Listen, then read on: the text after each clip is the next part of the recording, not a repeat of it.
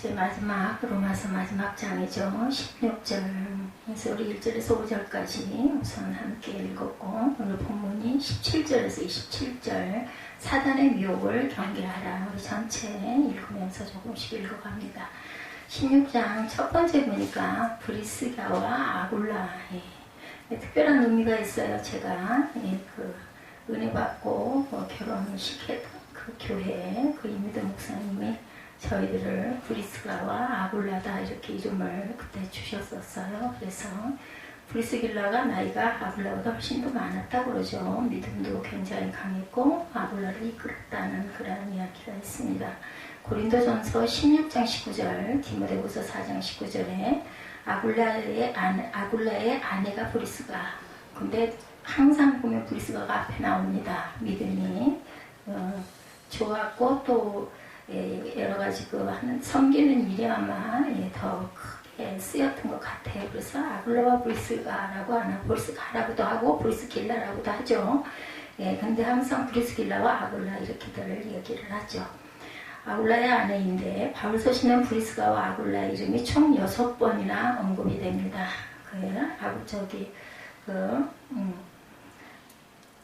보면 굉장히 큰 일들을 많이 해서 많이 도왔던 것 같아요. 바울을 생명을 걸고 보필을 했던 고린도 교회 아주 중추적인 두 집사들이죠. 바울 서신에 이렇게 많은 언급이 있을 정도로 이들은 유대 그리스도인으로서 그라우디오 황제가 모든 유대인들을 로마에서 추방할 때 고린도로 넘어가가지고 거기서 교회를 세우죠. 가정에서.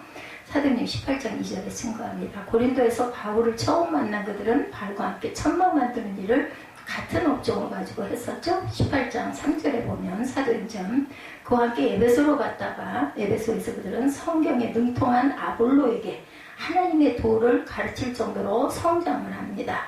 그렇게 해서 로마의 핍박으로 교회 건물을 세울 수가 없었을 때 자신들의 집을 예배 처소로 내어주는 등 온갖 헌신을 아끼지 않습니다. 이름이 굉장히 중요합니다. 이런 브리스길라와 아굴라 보를 사도 바울은 나의 동역자다. 3절에 오늘 보면 3절에 나를 위하여 자기 목숨까지도 내어놓았다. 이렇게 4절에 칭찬을 하죠. 그의 마지막 서신에서도 그들에게 무난하기를 잊지 않습니다. 디모데후서 4장 19절에도 나오죠. 주 안에서 택하심에는 두 가지가 있죠. 13절에 보면은 주 안에서 택하심을 입은 루포와 그의 어머니에게 문안하라. 그의 어머니는 곧 내 어머니다. 이렇게 얘기를 합니다. 그래서 택하심에는 두 가지, 세상에서 교회로 택하셔서 또한 교회에서 천국으로 택하십니다. 교회로 택해가지고 교회에서 온전하게 성화를 이루고 영화까지 우리가 가야 되죠. 창세기 15장 13절에서 16절에 보면 내 자손은 4대 만에 이 땅으로 돌아오리니 요한복음 15장 16절에 너희가 나를 택한 것이 아니요 내가 너희를 택하여 세웠다.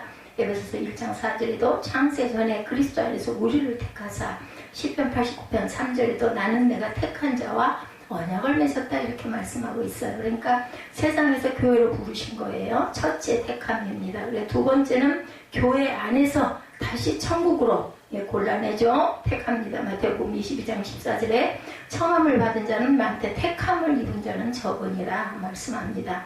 마태복음 24장 31절에도 그가 큰 나팔소리와 함께 천사들을 보내리니 그들이 그의 택하신 자들을 하늘의 이 끝에서 저 끝까지 사방에서 모았다. 마가복음 13장 27절에도 또 그때 그가 천사들을 보내어 자기가 택하신 자들을 땅 끝으로부터 하늘 끝까지 사방에서 모으리라 이렇게 말씀합니다. 두 가지의 택함, 첫째는 세상에서 교회로, 교회에서 천국으로. 너희가 배운 교훈이라고 17절에 보면은 우리 말씀의 중심 시작이죠. 17절부터 27절까지니까 시작입니다. 형제들아 내가 너희를 권하노니 이렇게 말하고 있죠. 너희가 배운 교훈을 거슬러 분쟁을 일으키거나 거치게 하는 자들을 살피고 그들에게서 떠나라. 이상한 분쟁을 일으키면서 말씀을 자꾸 말꼬리를 물고 늘어지는 이런 사람들에게서 떠나라고 말을 하죠. 창조의 목적, 출애굽의 목적을 말합니다.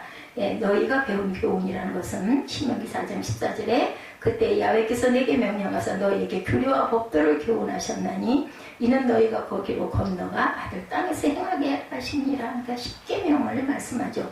신명기 4장 32절에서 40절에도 어떤 신이 와서 시험과 이적과 기사와 전쟁과 강한 손과 편파과 크게 두려운 일로 한 민족을 다른 민족에게 인도하여 낸 일이 있느냐. 이것을 내게 나타내시면 야훼께서 너를 교훈하시려고 하늘에서부터 그의 음성을 내게 듣게 하시며 땅에서는 그의 큰 불을 내게 보이시고 내가 불 가운데서 나오는 그의 말씀을 듣게 하셨느니라. 오늘 내가 내게 명령하는 야훼의 규례와 명령을 지키라.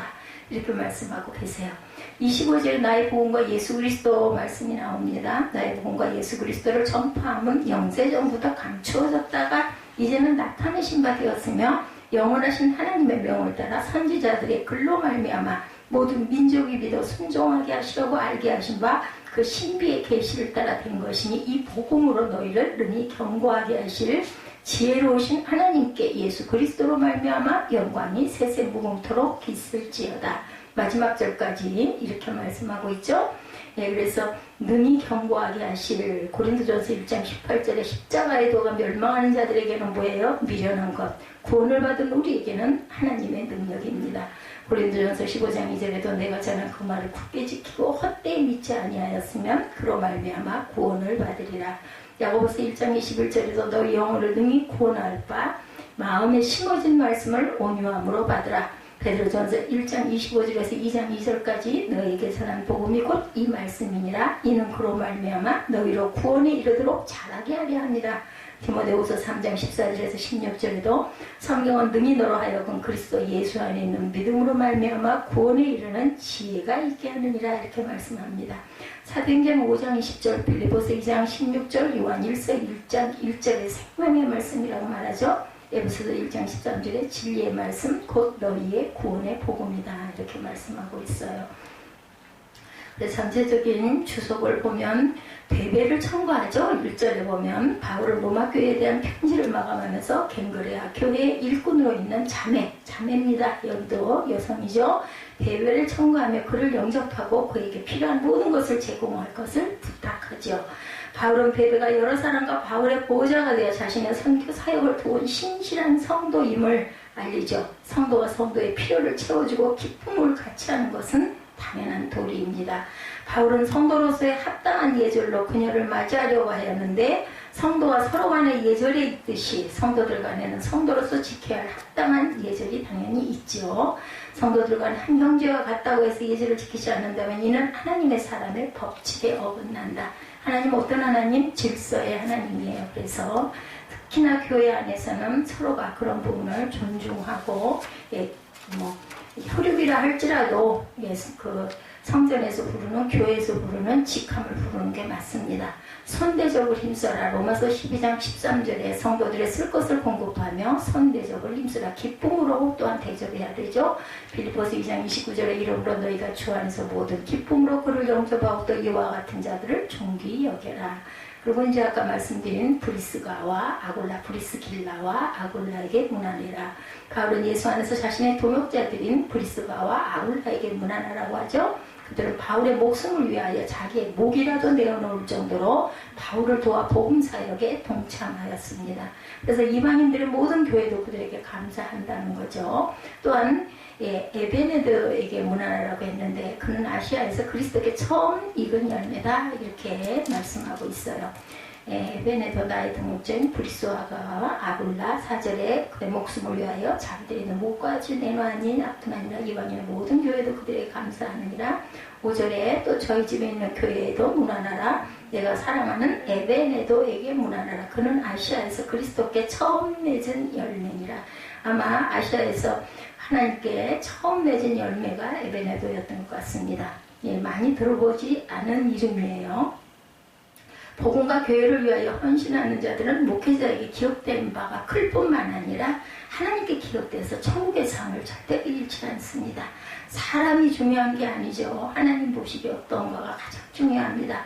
복음을 위해서 수고했다고 빌립보서 2장 22절에 보면 디모데의 연단을 너희가 안 하니 자식의 아버지에게 한 것 같이 나와 함께 복음을 위하여 수고하였느니라. 예, 디모데 굉장히 칭찬하죠. 믿음의 아들이라고 하죠. 힘을 다해 수고한 성도에 대해서 골로새서 1장 29절에도 이를 위하여 나도 내 속에서 능력으로 역사하시는 이 역사를 따라 힘을 다하여 수고하노라 이렇게 칭찬합니다. 성도 간의 거룩한 입맞춤이라고 16절에 보면 나타나고 있어요. 우리 나머지 부분을 그래도 읽어야 되겠죠. 예, 6절부터 너희를 위하여 많이 수고한 마리아에게 문안하라. 예, 내 친척이여 나에게 갇혔던 안드로니고와 유니아에게 문안하라. 그들은 사도들에게 존중에 여겨지고 또한 나보다 먼저 그리스도 안에 있는 자라. 그냥 바울보다 먼저 그리스도 안에 있는 뭐 예를 들면 믿음으로는 선배예요. 그죠? 이런 사람들도 많았어요. 8절에서 또 주 안에서 내 사랑하는 안드로니고에게 문안하라. 그리스도 안에서 우리의 동역자인 우르바노와 나의 사랑하는 스가고에게 문안하라. 그리스도 안에서 인정함을 받은 아벨레에게 문안하라. 아리스토블로의 권속에 문안하라. 내 친척 헤로디온에게 문안하라. 나기스의 가족 중 주 안에 있는 자들에게 문안하라. 주 안에서 수고한 드루베나와 드루보시에게 문안하라. 주 안에서 많이 수고하고 사랑하는 버시에게 문안하라. 주 안에서 택하심을 입은 루포와 그의 어머니에게 문하라. 그의 어머니는 곧 내 어머니다. 이렇게 칭찬을 합니다. 루포와 그의 어머니. 14절에 아순 그리스도와 그리도와 아순 그리도와 블레곤과 헤메와 바드로바와 헤마와 및 그들과 함께 있는 형제들에게 문하라. 비롤로고와 율리아와 또 네로와 그의 자매 올룸바와 그들과 함께 있는 모든 성도에게 문안하라. 그리고 이제 16절에 너희가 거룩하게 입맞춤으로 서로 문안하라. 그리스도의 모든 교회가 다 너희에게 문안하느니라. 이렇게 말합니다. 거룩한 입맞춤이죠. 바울은 성도들에게 거룩하게 입맞춤으로 서로 문안하라고 말하면서 그리스도의 모든 교회가 다 로마 교회에게 문안한다고 전합니다. 이는 성도 간에 거룩한 사랑이 있어야 함을 말하는 거죠. 그리스도가 성도에게 보여주신 사랑은 성도들이 서로 간에 행하여야 할 모범이 됩니다. 성도가 그리스도의 계명을 쫓아 서로 사랑함은 하나님을 기쁘시게 하는 최선의 길이며 하나님께 순종하는 길이죠. 사랑과 기쁨으로 표현합니다. 창세기 45장 15절에도 보면 요셉이 또 형들과 입맞추며 안고 우니 형들이 그제서야 요셉과 말했다. 사랑과 기쁨의 표현들 입맞추고 울죠. 한몸된 성도입니다. 로마서 12장 5절에 이와 같이 우리 많은 사람이 그리스도 안에서 한 몸이 되어 서로 지체가 되었어요. 그죠? 나는 팔이 되고 너는 다리가 되고 그죠? 너는 또한 손가락이 되고 어느 것 하나 필요하지 않은 게 없습니다. 다 똑같이 가나요? 조금씩 다르고 특징이 있고 또한 잘하는 게 있고 조금 부족한 게 있죠. 순결해야 할 때 교회다라고 말하죠. 그리스도의 모든 교회가 다 너희에게 문안한다. 17절에 형제들아 내가 너희를 권하는 너희가 배운 교훈을 거슬러 분쟁을 일으키거나 거치게 하는 자 살피고 그들에게서 떠나라. 이 같은 자들은 우리 주 그리스도를 섬기지 아니하고 다만 자기들의 배만 섬기나니 교활한 말과 아첨하는 말로 순진한 자들의 마음을 미혹한다. 이렇게 얘기하고 있습니다. 교훈을 거슬러서는 절대로 안 되는 거죠. 성도들이 하나님의 교훈을 거슬러 분쟁을 일으키고 거치게 하는 자들을 살피고 저에게서 떠나라. 이는 거짓 구요를 퍼뜨려서 복음을 왜곡시켜 교회를 혼란케 하는 악한 자들에 대한 경계를 명하는 것이죠. 교회에서 분쟁을 일으키는 자들은 그리스도를 대적하는 자들입니다. 그리스도를 섬기지 아니하고 자기의 배만, 그러니까 자기의 이익만 채우려고. 요즘도 교회 나쁜 건 아니에요. 가서 뭐 좋은 서로 연결이 되고 우리 요번에도 주는 교회 참 많이 부럽더라고요. 다 이런 사람도 있고 저런 사람들도 있고 하니 무슨 문제가 생기면 그냥 거기 전문적으로 탁탁탁 해서 연결이 되고 연결고리가 돼가지고 그럼 뭐 그렇게 함께 교회에 나와가지고 서로 돕고 또 서로 또 그럼으로 인해서 교회를 섬기고 하면 얼마나 좋겠어요. 그들은 자신들의 사리사욕을 위하여 진리를 왜곡시켜서 공교하고 아첨하는 말로 순진한 자들의 마음을 미혹하여 거짓된 길로 인도하는 그러한 자들, 거짓 교훈을 퍼뜨리는 그러한 왜곡시키는 혼란시키는 악한 자들에 대한 경계를 명하고 있습니다. 바울은 이러한 자들과 사귀지 말고 경계하여 교회의 순결성을 지키라고 말하고 있죠. 교훈을 거스름자 디모데전서 1장 3절은 내가 마게도냐로 갈 때 너를 권하여 에베소에 머물러 한 것은 어떤 사람들을 명하여 다른 교훈을 가르치지 말며 신하와 끝없는 족보에 몰두하지 말게 하려 함이라. 이런 것은 믿음 안에 있는 하나님의 경륜을 이름보다 도리어 변론을 내는 것이라.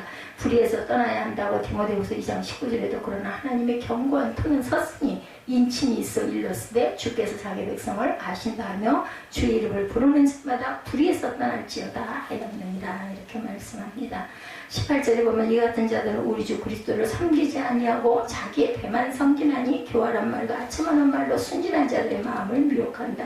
19절에 보면은 선한 데 지혜롭고 악한 데 미련하다라고 말하죠. 너희의 순종함이 모든 사람에게 들리는지라. 그러므로 내가 너희로 말미암아 기뻐하노니 너희가 선한 데 지혜롭고 악한 데 미련하기를 원한다.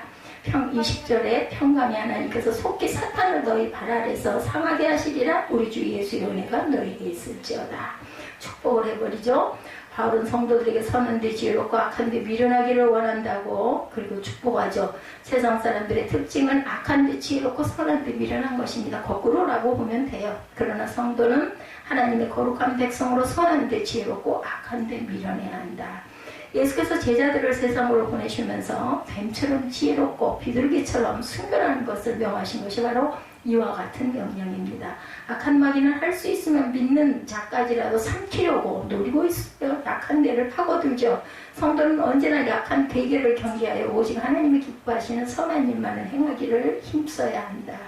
우리의 몸도 그러죠. 병마가 연약한 데를 뚫고 들어오는 것처럼 사탄도 똑같습니다. 그런데 처음에 얼뜻 봐서는 그걸 잘 몰라요. 그냥 너무너무 멋지고 좋아 보이고 그게 편해 보이고 맛있고 달콤하고 그죠? 고소하고 그렇죠? 그런 음식들이 계속 입에 붙다 보면 결국은 그게 몸에 좋지 않은 것들로 형성이 돼서 그게 암이 되죠. 암덩어리가 생겨납니다. 그러니까 그게 막 무섭고 싫고 짜고 맵고 뭐 쓰고 이러면 옆에 안 갈 텐데 달고 고소하고 맛있어요. 달콤하고 아주 너무 부드럽고 뱀처럼 지혜롭고 비둘기같이 순결해라. 마태복음 10장 16절에 보면 보라 내가 너희를 보내니 양을 이리 가운데 보낸 것 같도다. 그러므로 너희는 뱀같이 지혜롭고 비둘기같이 순결하라. 악에서는 어린아이, 지혜는 장성한 사람이 되라 말씀합니다. 고린도전서 14장 20절. 여러분 와서 다음에 저희는 고린도전서로 들어갑니다. 이제 주일을 바꿔서 주중의 날짜를 바꿉니다. 역대하가 길어서 역대하를 금요일로 고린도전서로 수요일로 바꿨어요. 당분간은 주보가 그렇게 나오더라도 바뀌었다라고 생각하시면 됩니다. 시간상 어려움 때문에. 악에서는 어린아이, 지혜는 장성한 사람이 되어라. 속히 상하게 될 사단이라고 20절에 보면 평강의 하나님께서 속히 사탄을 너희 발에서 상하게 하리니 발 아래에서 우리 주 예수의 은혜가 너희에게 있을지어다. 딱 이렇게 선포를 해버리죠. 바울은 평강의 하나님께서 속히 사단을 성도들의 발 아래에서 상하게 하실 것임을 이렇게 선포합니다. 성도들을 핍박하는 사단의 세력이 아무리 강할지라도 하나님께서 그 세력을 심판하셔서 멸망시켜버릴 것이다. 이는 곧 성도의 궁극적인 승리를 약속합니다. 그리스도께서는 사망 권세를 이기시고 부활하심으로 사단의 권세를 밟으셨죠? 발에 밟으셨어요. 이제 그리스도께서 재림하실 때는 사단의 멸망이 가시화되고 성도들은 승리의 멸관을 받게 될 것이다. 바울은 성도들에게 그리스도의 은혜가 임할 것을 기원하죠. 이는 하나님의 도우심으로 영적 전투에서 승리함으로 얻은 평강을 기원함입니다. 책망받은 사단, 스가랴 3장 2절이죠. 야훼께서 사단에게 이르시되 사탄아 야훼께서 너를 책망하노라. 예루살렘을 택한 야훼께서 너를 책망하노라. 이는 불에서 꺼낸 거슬린 나무가 아니냐 하실 때 여호수아가 더러운 옷을 입고 천사 앞에 서 있는지라. 쫓겨난 사단, 계시록 12장 9절에 큰 영이 내쫓기니 옛뱀 곧 마귀라고도 하고 사탄이라고도 하며 온 천하를 꿰는 자라. 그가 땅으로 내쫓기니 그의 사자들도 그와 함께 내쫓기니라. 그래서 땅이 사단의 세상이다 이렇게 얘기를 합니다. 땅과 하늘이죠. 우리는 천국으로 갈 천국 백성들 교회로 교회에서 뽑아내는데 아까 우리 함께 읽었죠. 숫자가 극히 적다라고 말씀합니다. 바울의 이별 인사합니다. 로마교회에 문안하는 자들 21절에 보면 나의 동역자 디모데와 나의 친척 누교와 야손과 소시바더가 너에게 문안하느니라. 바울은 로마교회에 문안하는 동역자들에 대해 소개합니다. 누피오와 야손과 소시바더가 편지를 대사하는 더디오가 주 안에서 교회에 문안한다. 이 바울의 편지를 그 더디오가 많이 그 대피를 했던 것 같아요. 이름이 낯이 익습니다. 바울은 언제나 성도들의 소식을 교회에게 이렇게 전하는데, 이는 성도의 아름다운 교제가 이루어짐을 위하기 위해서 소개를 하는 거죠. 예를 들면 멀리 떨어져 있는 성도들이라 해도 그리스도 안에서 한 형제된 다 되기 때문에 서로 자주 만나지는 못하고, 아니면 뭐 평생 보지 못할 수도 있지만 이렇게 서로 무난하고 서신으로라도 교제하기를 원하고 소개를 합니다. 바울의 제자 디모데, 사도행전 16장 1절에 바울이 더베와 루스드라에도 이름에 거기 디모데라 하는 제자가 있으니 그의 어머니는 믿는 유대 여자요 아버지는 헬라인이다. 예, 우리 유대인들은 어머니 모계를 따라가죠. 유대인이냐 아니냐는 어머니가 유대인이어야 자녀가 유대인이 됩니다. 안디옥 교회 지도자 루교, 사도행전 13장 1절에 안디옥 교회 선지자들과 교사들이 있으니 곧 바나바와 리게르라 하는 시므온과 고레네 사람 루기오와 분봉왕 헤롯의 젖동생 마나엔과 및 사울이다. 이렇게 표현이 되어 있어요. 교회를 경고할 복음에 대해서 25절에 나의 복음과 예수 그리스도를 전파하면 영세전부터 감춰졌다가 이제는 나타내신 바 되었으며 영원하신 하나님의 명을 따라 선지자들의 글로 말미암아 모든 민족이 믿어 순종하게 하시려고 알게 하신 바 그 신비의 계시를 따라 된 것인 이 복음으로 너희를 능히 경고케 하실 지혜로우신 하나님께 예수 그리스도로 말미암아 영광이 세세 무궁토록 있을지어다. 이는 하나님께서 모든 민족으로 구원을 받게 하기 위하여 구속 계획을 세우시고 주권적인 역사로 그 계획을 실행했음을 말씀합니다. 26절에 바울은 구속의 역사를 주관하신 하나님의 지혜를 찬양하며 예수 그리스도로 말미암아 영광이 세세 무궁토록 있기를 이렇게 축복을 하죠. 바울은 하나님께서 교회를 세우셨으므로 그 교회를 더욱 굳게 하고 성장시킬 것을 믿었습니다. 이게 아주 크게 성장을 하죠. 이 교회가 지금 바울로 인하여서 개척된 교회들이 이렇게 많아지고 커졌어요. 성도를 보호하시는 주 유다서 1장 24절에 능히 너희를 보호하사 거침이 없게 하시고 너희를 그 영광 앞에 흠이 없이 기쁨으로 서게 하시리. 예, 곧 우리 구주 홀로 하나이신 하나님께 우리 주 예수 그리스도로 말미암아 영광과 위엄과 권력과 권세가 영원 전부터 이제와 영원토록 있을지어다. 유다서 1장 24절입니다. 성도를 책망할 것이 없는 자로 세우셨다고 골로새서 1장 20절에 이제는 그의 육체의 죽음으로 말미암아 화목하게 하사 너희를 거룩하고 흠없고 책망할 것이 없는 자로 그 앞에 세우고자 하셨다 말씀합니다. 그래서 로마서 16장은 성도는 그리스도 안에서 하나된 성도들과 함께 아름다운 영적 교제를 나누어야 한다. 또한 현재의 고난 중에서도 하나님의 도우심으로 반드시 승리할 것임으로 확신하고 담대하게 싸워 승리를 거두어야 한다.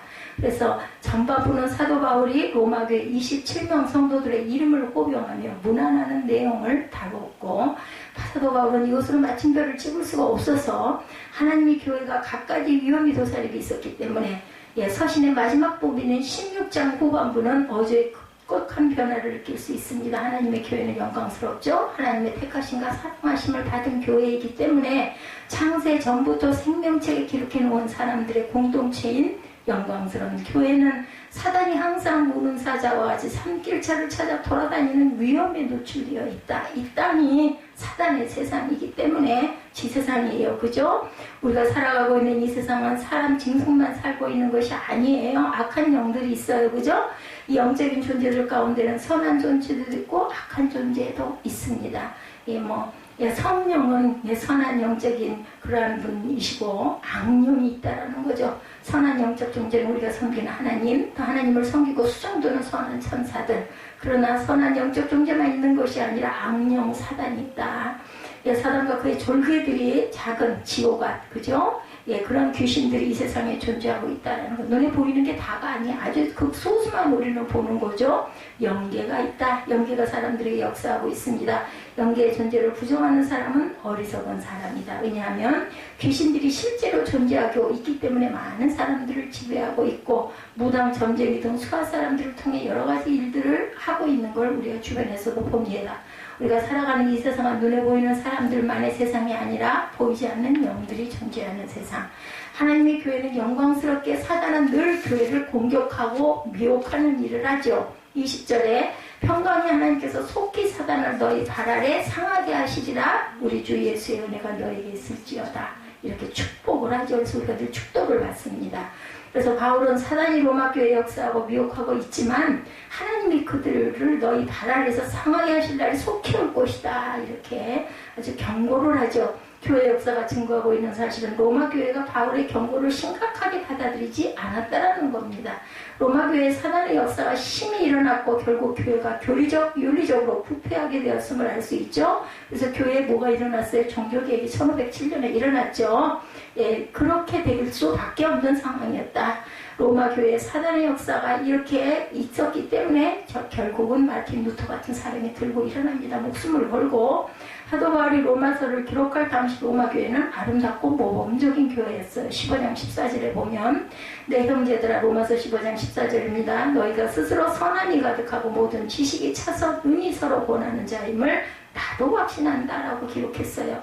윤리적으로 선함이 가득하고 지식적으로 충만하며 사역적으로도 서로 돕고 권하며 세워지는 교회다. 대단히 모범적인 교회였음을 알 수 있습니다. 19장 19절에도 너의 순종함이 16장 19절에도 너의 순종함이 모든 사람에게 들리는지라. 그러므로 내가 너희를 인하여 기뻐하노니 너희가 선한 데 지혜롭고 악한 데 미련하기를 원하노라. 19절에 이렇게 말씀하고 있죠. 네.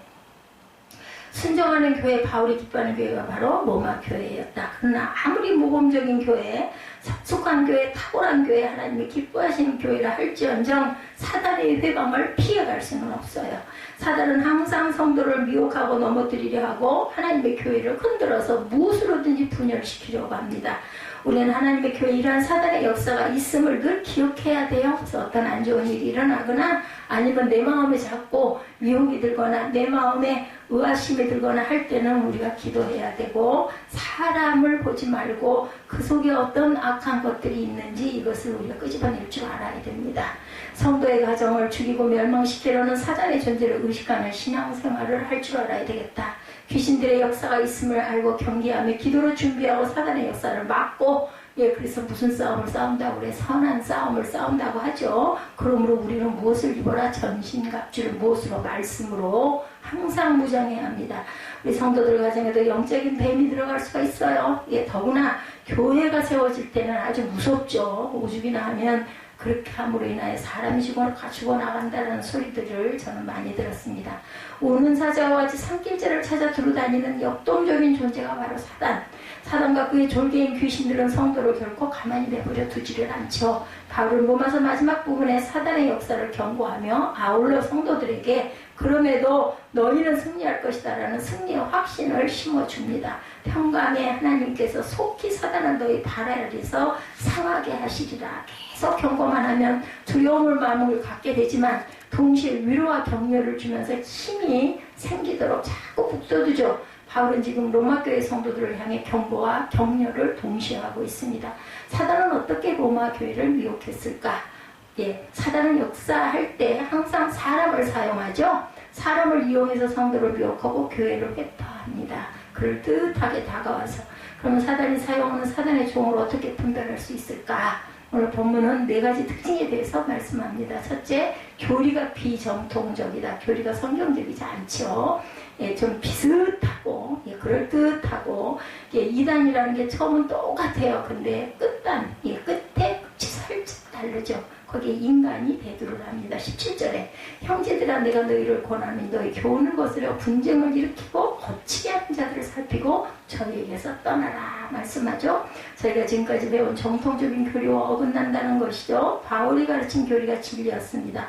하나님은 바울로 하여금 영원 전부터 숨겨진 복음을 계시로 알게 하셨고, 바울은 신약성경 14권을 기록했죠. 심지어 그 복음을 나의 복음이라고까지 말합니다. 25절에 나의 복음과 예수 그리스도를 전파함은 영세 전부터 감추었다가 25절에 그렇게 말씀하고 있어요. 영세 전부터 감춰졌다가 이제는 나타나신 바 되었다라고 얘기하고 있죠. 바울이 계시를 받아 증거한 복음과 어긋나는 내용을 따르고 믿는 자들이 바로 이단이니 그것으로 잘 가려내라. 이 사람들은 모두 사단에게 이용당하고 있는 사단의 종들이다. 사람이 악한 게 아니에요. 그죠? 사단이 그 속으로 파고 들어가서 사람을 이용하는 거죠. 이들은 비정통적인 교리를 가르치기 때문에 교회 성도들이 거치는 자들이 됩니다. 걸려 넘어지게 만드는 거침돌이자 장애물이 된다. 1세기 당시에도 비정통적인 신앙을 갖고 있던 사람들은 아주 많았습니다. 율법주의자, 영지주의자, 신비주의자, 거짓 선지자, 이단, 거짓 기적을 행하는 자, 에리온파, 가설주의자, 행위구원설주의자 등 엄청나게 많은 자들이 있었죠. 이들은 교회 안에 들어와 바울의 가르침 복음에 도전하고 교회 안에 있는 사람들을 미혹합니다. 이들은 새로운 능력과 계시를 받았다며 성도들을 현혹했고 많은 성도들이 이들의 주장에 걸려 넘어지게 되죠. 그러나 이들은 확실히 사단의 종이었고 정통교리에 어긋나는 주장을 하는 사람들이었다. 150여 년 됐어요. 그죠? 우리 기독교 역사가. 한국 교회 역사를 봐도 새로운 신학이라 하여서 이른바 신신학, 굉장히 많죠. 자유주의 신학자, 그래서 이 신신학자, 자유주의 신학자들이 동성애 찬성을 들고 일어나고, 그죠? 아주 이상한 그런 것들을 자꾸 전파합니다. 개신교 정통 신학에 도전을 합니다. 지금도 신학교 안에는 자유주의 신학자들이 아주 많이 있다고 그래요. 그러나 자유주의 신학뿐만 아니라 각가지 이단 사상들이 두루 퍼져가지고 지난 150여 년 동안 한국교회는 어려움을 많이 겪기도 했어요. 이렇게 질병으로 인한, 코로나로 인한 이런 것이지만 그보다 더 많은 아주 이런 영적인 파괴가 심했다는 것, 신비주의의 영향도 많이 받습니다. 미국의 풀러 신학교 교수였던 피터 와그너는 스스로 사도를 임명할 권한이 있다고 이렇게 주장을 했다고 해요. 사람이 그런 걸 임명을 할 권한이 있는 건 아니죠. 전 세계를 돌아다니며 일명 사도단을 만들기도 했다고 하네요. 곳곳에 사도들을 세워서 임명합니다. 참으로 어처구니 없는 일이 아닐 수가 없죠. 제자를 세운다. 우리나라에도 많았어요, 교회들이. 그런데 그거 얼마 전 죽었답니다. 자칭 사도대정이 돌아간 거죠. 이처럼 많은 사람들이 스스로 기적을 일으킬 수 있다고 주장하고 그러면 오래오래 천년 만년 살아야 되는데 결국은 죽어서 땅속에 묻혀요. 예, 그죠? 김일성도 미래를 만들어 놨다면서요. 신으로 받들고 부활한다고 하고 한다면서요. 예, 이런 선동들, 한국교회도 신비주의 영향을 많이 받았고 잘못된 이단 사상에 빠진 사람들이 많이 생겨납니다. 이 사람들이 행하는 기적들은 예수님이 행하신 기적과 전혀 성격이 다르죠. 자기를 높이고 자기를 드러내면 일단은 이단이라고 생각하면 됩니다. 그래서 아주 조심스러워요. 어떤 걸 하나님이 알려주시고 보여주셨다 해도 정말 조심스러운 일인 거죠. 우리는 과정은 몰라요. 결과를 가끔가다 우리가 이럴 것이다 라는 생각을 해서 그러고 기도하고 말씀에 입각해서 말씀을 주시거나 입각해서 우리가 알고 갈 때는 있지만 깊이 기도하다 보면 거기에 너무 그런 것을 해놓게 되어가지고 자꾸 그걸 원하고 자꾸 이래서는 저는 안 된다고 생각합니다. 말씀 속으로 들어가야 돼요. 물론 하나님의 교회가 새로운 것을 무조건 거부하는 것은 또한 아닌 거죠. 중요한 것은 옛것이든 새로운 것이든 영원 불변한 진리의 복음의 말씀에 기준이 서 있어야 된다. 유다서 1장 3절입니다. 사랑하는 자들아 내가 우리의 일만으로 얻은 구원을 들어 너희에게 편지하려는 뜻이 간절하던 차에 성도에게 단번에 주신 믿음의 도를 위하여 힘써 싸우라는 편지로 너희를 권하여 넣어야 할 필요를 느꼈노니 라고 기록되어 있어요. 하나님은 믿음의 도가 있다고 했고 그것은 단번에 주신 것이다 이렇게 말씀합니다. 믿음의 도는 가감될 수도 없고 변경될 수도 없고 조금씩 변화가 되는 게 아니라 단번에 주셨다. 사단은 비정통적인 교리를 따르는 사람들을 이용해서 역사합니다. 잘못된 교리를 추종하는 사람들은 사단의 종이 될 가능성이 매우 높은 사람들입니다. 둘째, 사단의 종은 분열을 일으킨다. 첫째는 정통성이 없어요. 그죠? 사단의 종된 사람들이 교회 안에 들어오면 분열시키고 교회를 무너뜨리려고 한다라는 거죠. 예. 그래서 보면은 굉장히 미혹적이고, 그리고 뭔가 자신을 막 드러내려고 하면은 일단은 이거는 사단이다라고 우리가 생각을 해야 된다라는 거죠. 예. 항상 다른 색깔을 가지고 다가옵니다. 17절 중반에 보면 너희 교훈을 거스려 분쟁을 일으키고 라고 기록되어 있어. 이들은 항상 분쟁과 분열을 일으킵니다. 물론 성도들이 어떻게 하면 좀 더 깨끗한 삶을 살 수 있을까 하고 고민하고 정결한 삶을 살려고 하는 노력은 반드시 있어야 돼. 그게 나쁜 건 아닙니다. 그런데 보면은 뭔가를 자꾸 깨뜨려서 분열을 일으키려고, 첫째는 교리가 비정통적이고, 두 번째는 자꾸 분열을 일으키려고 하면 이거는 문제가 있구나라고 생각을 해야 된다. 교회 안에 들어와서 성도들 사이에 분쟁을 일으키고 분열을 조장합니다. 교회의 가장 중요한 특징 중 하나는 서로 다른 배경을 갖고 있는 다양한 사람들이 모여 있어요. 그죠? 그리스도 안에서 연합되는 것이 중요한데 자꾸 이 분열을 일으키고 자꾸 편을 가르려고 짜려고. 그래서 제가 식사할 때나 우리 기도문 성도가 많지 않지만 이럴 때 이걸 가족 단위로 넣어서는 안 됩니다. 밥 먹을 때도 서로 섞여서 먹어야 되는데, 이런 부분이 가만히 보면은 꼭 가족 단위로 이렇게 모여지는 게 참 눈에 자꾸 띄더라고요. 좀 이렇게 퍼져서 서로 이렇게 나눠가면서 음식도 서로 권하면서 이렇게 먹어야 되겠죠. 성도는 그리스도 안에 있음으로 말미암아 하나를 이루고 있습니다. 그러나 사단의 종된 자들은 분열과 분쟁으로 하나됨을 깨뜨리려고 한다. 신약성경이 이단자들을 향한 가장 강력한 메시지를 담고 있는 책이 바로 유다서입니다. 예수님의 아우인 유다가 초대교회에 침투했던 영지주의자들을 대항해서 쓴 서신이 바로 유다서예요. 1장 19절에 이 사람들은 당을 짓는 자며 육에 속한 자며 성령은 없는 자니라 이렇게 기록되어 있어요. 유다서 1장 19절에 이들은 당을 짓습니다. 좋은 당을 짓면 문제가 없는데 아니겠죠? 나쁜 당을 짓겠죠? 사람들의 마음을 도적질해서 분열하는 무리로 만든다라는 것.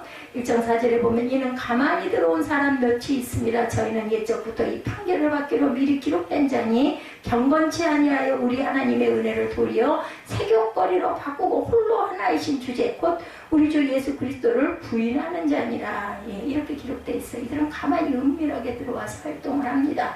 살짝 보면 예배 시간에 우리 교회 같은 경우에 눈에 다 보이지만 중대형 교회들 보면은 그 앞에 그죠 사도신경하고 말씀 읽고 특송하고 이럴 때 살그머니 들어와서 뒷자리에 살짝 앉았다가 끝나서 축도할 때 눈들 감고 기도할 때 살짝 나가는 이렇게 교회 와서 예배드린다고 이런 사람들이 많다라는 거죠.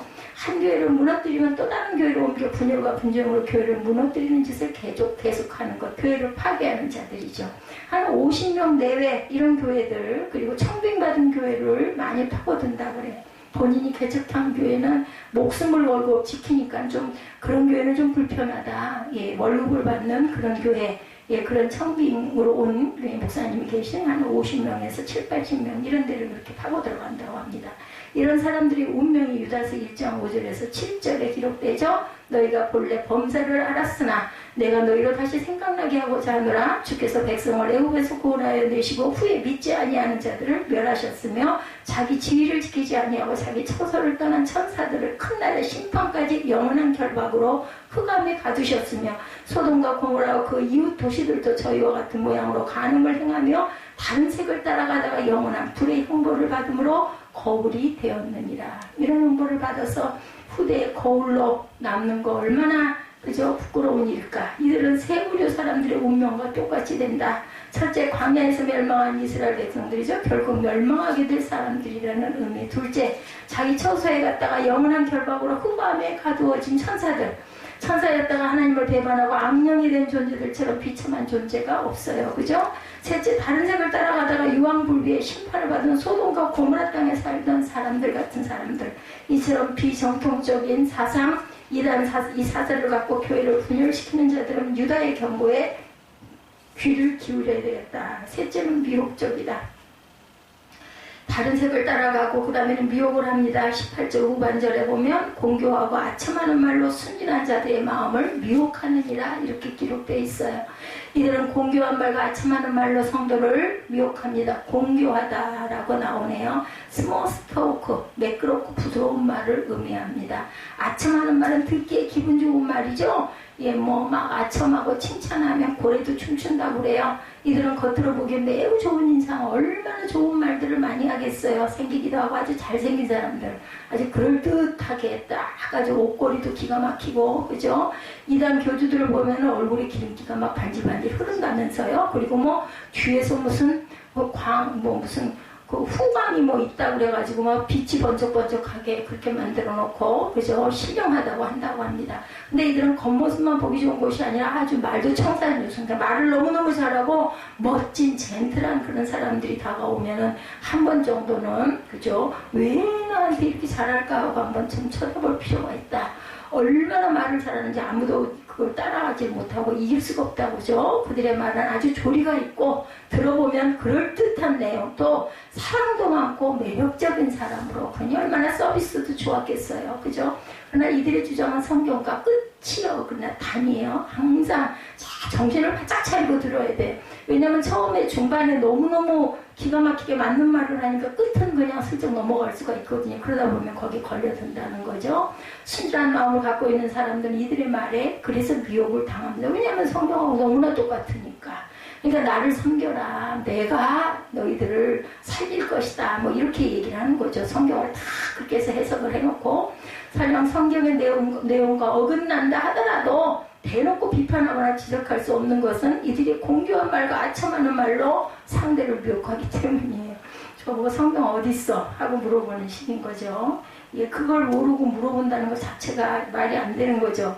예, 공개하고 아첨하는 말로 아버지를 반역한 자, 바로 다윗의 아들 압살롬이죠. 압살롬은 그 이름의 뜻이 평화의 압이라는 뜻이에요. 근데 우리말로는 압살롬은 참 어감이 좀 나쁘죠, 그죠?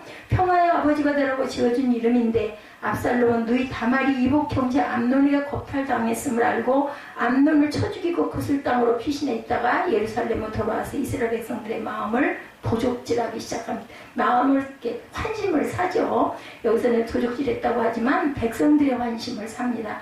백성들이 다윗 왕에게 재판을 받기 위해 성으로 들어올 때 성문 앞에서 압살롬은 그들의 이름을 기억해주고 그들의 손을 잡아주고 위로해주고 입맞춤해주고 그들의 마음을 훔치고 그리고 자신이 그 재판을 하는 그런 데서는 막 깎아줍니다. 그러다 보니까 막 인기가 오르는 거죠. 성경의 증언에 따르면 압살롬은 정수리부터 발끝까지 아주 그렇게 잘생겼다면서요. 특별히 머리카락이 엄청나게 멋있는 사람, 결국 머리카락 때문에 죽죠.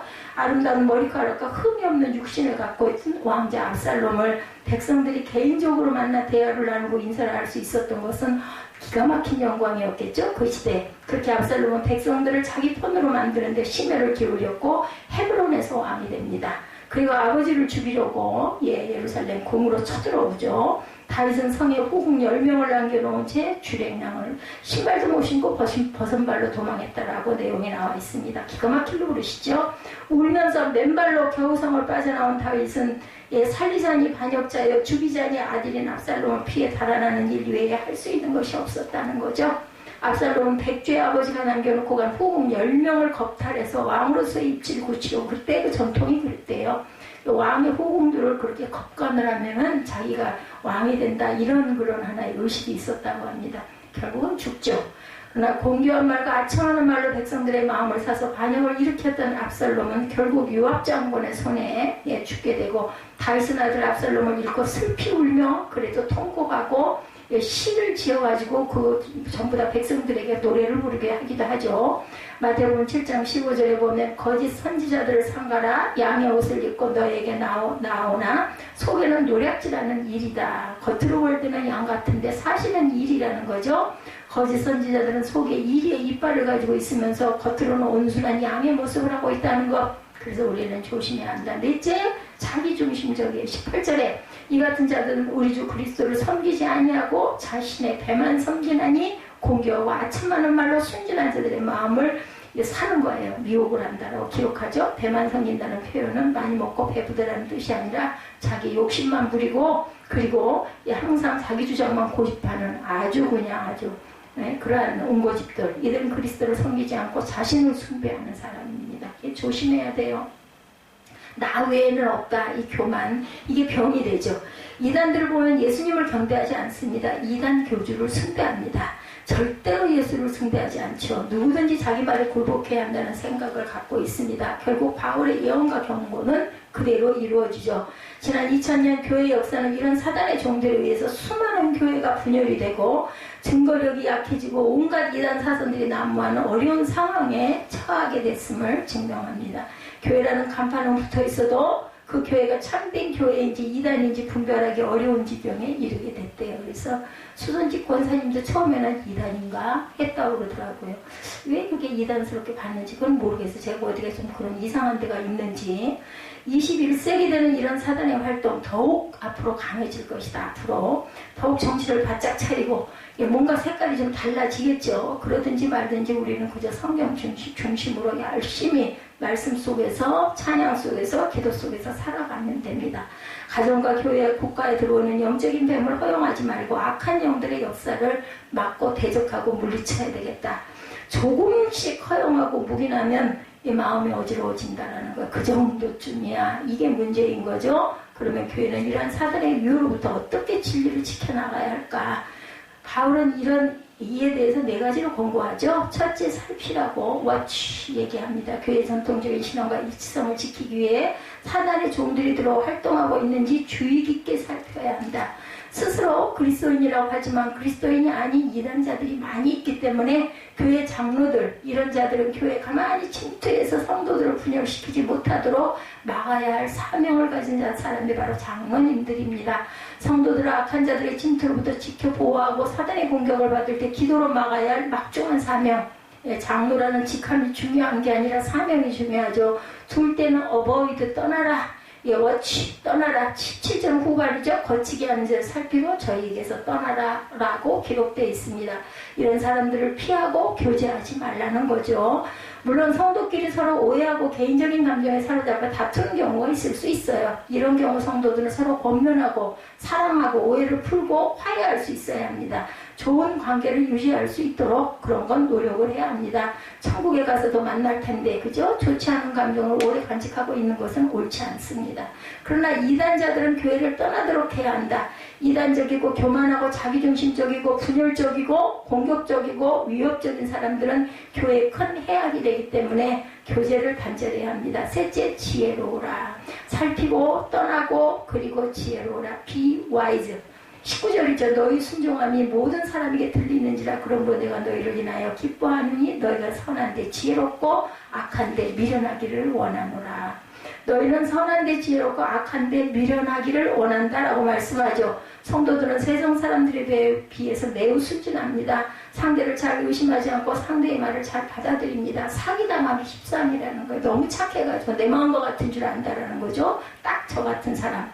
그러나 예수님은 성도가 뱀같이 지혜로워야 한다고 말씀하시죠. 참 이 말씀이 별로 싫었는데 오죽이나 하면 이렇게 표현을 했겠냐는 거죠. 보라, 내가 너희를 보내면 양을 이리 가운데 보낸 것 같도다. 그러므로 너희는 뱀같이 지혜롭고 비둘기같이 순결하라. 마태복음 10장 16절 말씀입니다.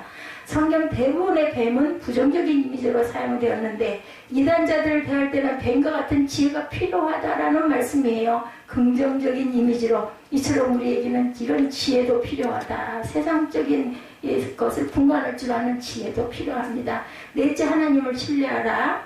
트러스트가 평강이 하나님께서 속기 사단을 너를 발 아래 상하게 하시기를. 하나님은 성도로 사단을 이기게 하시는 분임을 믿고 하나님을 신뢰하라고 명령합니다. 우리는 사단을 두려워할 필요는 없어요. 사단과 그의 졸개인 귀신들은 이미 예수님께 패배한 존재들이기 때문에 창세기 3장 15절이죠. 내가 너를 여자와 원수가 되게 하고 너의 후손도 여자의 후손과 원수가 되게 하리니 여자의 후손은 내 머리를 상하게 할 것이요 너는 그의 발꿈치를 상하게 할 것이다. 이렇게 기록되어 있습니다. 예수님의 부활로 말미암아 사단의 머리가 박살이 났어요. 사단은 머리가 깨진 채 발악을 하는 것이고 여러 사람들을 미혹한다. 그러나 사단은 이미 패배한 존재다. 하나님은 성도로 하여금 이 사단의 깨진 머리를 발로 밟게 하십니다. 신명기 33장 29절에 이스라엘이여 너는 행복자로다. 야훼 구원을 너같이 얻은 백성이 누구여? 그는 너를 돕는 방패시여 너의 영광의 칼이시로다. 내 대적이 내게 복종하리니 내가 그들의 높은 곳을 밟으리로다 라고 기록되어 있습니다. 그래서 행복자인 이스라엘이 대적 원수들의 높은 곳을 밟는다라는 거죠. 시편 91편 13절에도 내가 사자와 독사를 밟으며 젊은 사자와 뱀을 발로 누르리로다. 우리는 지금 나라를 위해 기도해야 할 때입니다. 악한 영의 역사로 굉장히 어지럽죠. 코로나까지 아주 엄청난 그런 힘을 싣습니다. 우리가 나라를 위해 기도할 때 사단아 악령 귀신들아 예수 그리스도 이름으로 명하느니 떠나갈지어다. 예지가 이렇게 얘기하면 이단 같다고 한다면서요. 대적하고 소리치고 기도할 줄 알아야 된다. 그래도 열심히 기도하는 것 같더라고요. 마귀는 성도가 부르짖는 소리를 무척 싫어합니다. 그래서 소리 지를 필요가 있어요. 우리는 뱀을 발로 밟고 하나님의 백성이며 성도들 그런 존재. 그래서 우리는 큰 소리로 물리치는 그런 기도를 할 필요도 있다. 뱀은 이미 패배한 존재예요. 가정과 교회와 국가 등 언제 어디서든지 사단의 역사는 있을 수 있습니다. 뱀의 역사가 나타날 수 있어요. 우리는 그들을 경계하고 살피고 악한 자들을 항상 떠나야 할 줄 믿습니다. 그 분별이 가장 중요해요. 지혜롭게 생각하고 하나님의 성도에게 궁극적인 승리 주심을 믿고 기도로 승리해야 합니다. 평강의 하나님이 저와 여러분과 함께 하실 것입니다. 성도들은 세 가지 필요하다고 첫째 지혜, 둘째 은혜. 20절에 평강의 하나님께서 속히 사단을 너희 발 아래 상하게 하시리라. 우리 주 예수의 은혜가 너희에게 있을지어다. 뭐라고요? 지혜와 은혜가 있어야 된다는 거죠. 두 가지 해가 필요해요. 지혜, 또 하나는 은혜. 셋째, 복음으로 견고하게 하시는 하나님의 능력. 하나님은 복음의 성도를 강하게 합니다. 복음으로 하는 성도들을 강하게, 성도는 하나님의 지혜를 받고 하나님의 은혜를 덧입고 하나님의 복음을 통해 주시는 힘을 가지고 사단의 세력을 물리쳐서 개인과 교회와 국가를 지켜 승리하는 저와 여러분들이 되셔야 할 줄로 믿습니다. 뱀의 머리를 밟고 승리하는 성도들이 되시기를, 세리교회가 되시기를, 우리나라 6만여 교회 모두가 하나님의 나라, 그리고 사단의 머리를 밟는 하나님을 기뻐하시는 모든 교회가 되시기를 주님의 이름으로 축복합니다. 찬양하시고 축도로 예배를 마치도록 하겠습니다.